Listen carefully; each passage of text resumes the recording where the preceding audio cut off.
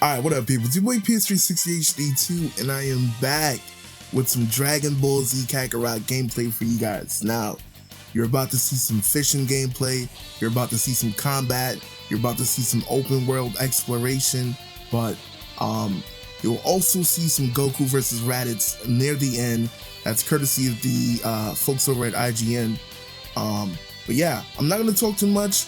I do plan on doing a breakdown and give you guys my thoughts on what I think of Dragon Ball Z Kakarot so far, but go on ahead and enjoy the gameplay.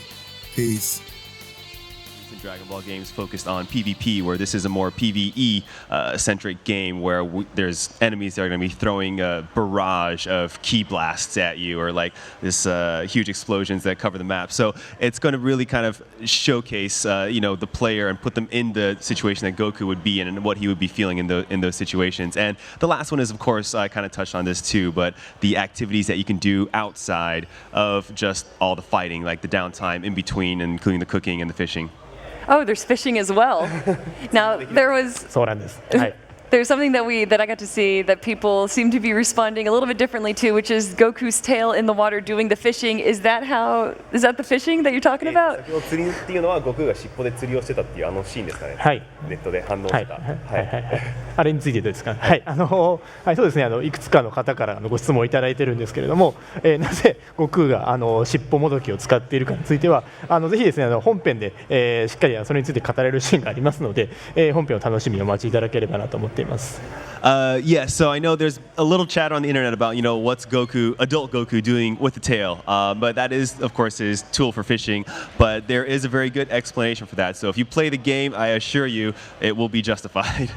Are there any other shout-outs that not necessarily is following along with the story of Dragon Ball Z from the Raditz saga and onward, but sort of cameos or anything else that you bring outside of Dragon Ball Z, like maybe from Dragon Ball? Right. 他の Z 以外のところでちょっとそういった取り入れた要素とかいろいろ隠し玉とかってあるんですかね。そうですね。まず本作は本当にタイトルにもあります通り、ドラゴンボール Z の物語を追体験できるアクション RPG となっていますと。その上でですね、初代ドラゴンボールに登場したはっちゃんやナムといったですね、キャラクターと大人になった悟空がコミュニケーションを取るとか、そういったようなサブストーリーは用意しています。So, of course, as you mentioned, the main focus is going to be Dragon Ball Z, as implied by the title. But there are going to be a little bit of cameos. I think we just saw one a little earlier with Ader showing up and talking to adult Goku, which shouldn't be allowed to happen in this universe. And Ramu is going to make an appearance at some point as well. So there are going to be a little bit of Easter eggs here and there for the Dragon Ball fans. Now, of course, Dragon Ball Z, you think of the combat.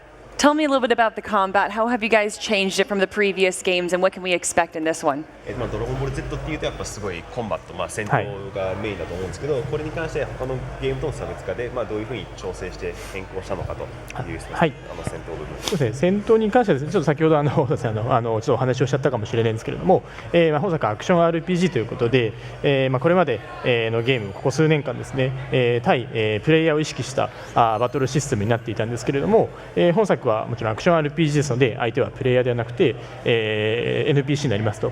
その上で、NPC ということは相手との条件というのは必ずしも対等ではないということで、先ほどの人は話したんですけど、ものすごい数の気弾を放ったりですとか、ものすごい広大な範囲で爆発を起こしたりすると。で、そうすることですね、原作ならではの強敵との圧倒的な力の差であったりですとか、ギリギリの死闘っていうのをこの RPG では体感することができるようになっています。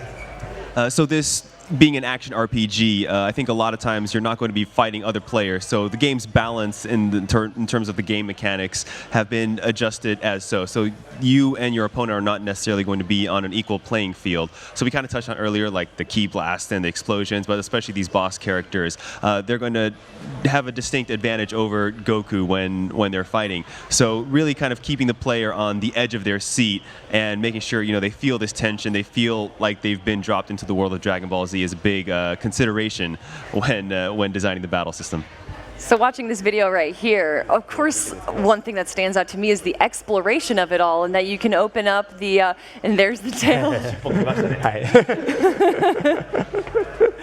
So actually moving on from the exploration, why do we want to fish? What helps us with fishing? ちょっとまず冒険を後にしてちょっとなんか釣りがいいことなのかっていうのを説明してもらっていいですか。そうですね。はい。釣りをすることでですね、魚、食材をゲットすることができますと。で、その食材を使ってですね、実際に悟空の家に持ち帰って、父に料理をしてもらって、その料理を悟空が食べて、パラメータを高めていくことが可能になっていますと。で、本作で料理っていうのがかなり重要なポイントとなっておりまして、普通 RPG でいうと料理っていうと一定時間攻撃力が上がるといったバフ効果になっていると思うんですけれども、本作はそのバフ効果もありつつ、さらに、パラメータが恒久的にアップするといったようなですね、仕組みを取り入れていますので、そのいかにその食材を効率よく手に入れて、食事をしてっていうのもゲームのプレイサイクルにかなり大きく関わってくるものになっています。So the fishing is actually a really important part of the core game cycle, and you can see when Goku caught a fish, he can actually bring this fish home to Chi-Chi, and she's going to prepare some kind of dish for him. And what that does is, I think in a traditional RPG sense, when your character consumes something, you might get, a fixed buff for a certain amount of time. But in Dragon Ball Z Kakarot, it actually goes way deeper, where it'll have permanent effects on Goku's character development and character growth and progression. So it's actually really important how efficiently you can collect these items to prepare food and give to Goku in terms of developing his character. When you're speaking about collecting, you're able to move around this whole world and interact with a lot of different PvE monsters, like you said, the deers right there, not necessarily canon in the Dragon Ball Z world. But where else can you explore? Are there locations that we're going to be able to explore that we know and love from Dragon Ball Z, like Chi-Chi's house or Capsule Corporation? 他にこう探検できる場所ってあるんですか。例えば父の家とか、カプセルコーポレーションであったり、我々がアニメで知ってるところで。はい、そうですね、どこまで申し上げていいのかわからないんですけれども、はい、カプセルコーポレーションにはしっかり行けます、中にも入れます、しっかり用意しておりますので、そういったそうですね、細かいところも、行けてしまうのが、やはり本作の魅力の一つであるかと思っていますので、ぜひ、いろんなところに行って、冒険していただきたいなと思っています。So I'm actually not sure how much I'm at liberty to say, but you can go to Capsule Corporation, so that might be a first. I'm not sure. So yes, you can go to Capsule Corporation. There are a lot of different areas in this world, of course, that we want people to explore, and that is going to be a large part of the gameplay as well. Yeah, we have the Raditz fight here. It's basically, if you guys don't know what it is, or if you guys haven't been really it's an action RPG. You're basically you're Goku in this world. You're going to be going around this huge environment, the world of Dragon Ball Z. You're going to be taking in all these different enemies. Obviously, this is the Raditz fight. This is early on in the beginning of the game. And if you guys have questions, mic up, please. Someone says, "Can you guys not hear me?" Let me know. So yeah, this is early on. If you guys have any questions about it, just give me a holler. So yeah, this is one of the battles that's going to take place. I believe this is kind of part of the adventure mode here. So yeah, this is the historic fight when he first fights Raditz after he takes Gohan here.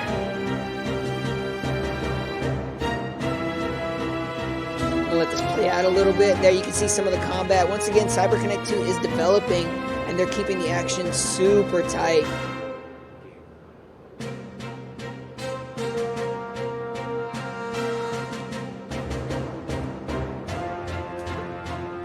We have dual attacks there, so you see a little bit of that B-roll footage.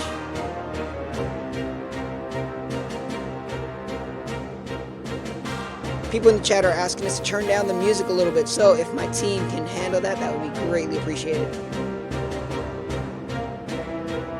Yep, we are working on the audio for you guys, don't worry. You also have to excuse my voice. It's for me technically it's day 4 maybe of E3. So I've been doing a lot of talking. I've been doing a lot of yelling.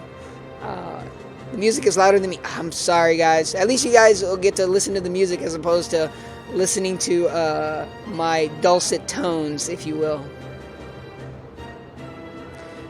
Bandai US, is this the game soundtrack or are you just playing this song? This is actually part of the soundtrack. This is in the game. So yeah, this is part of the soundtrack. Thank you for the question. I missed your name. I'm sorry.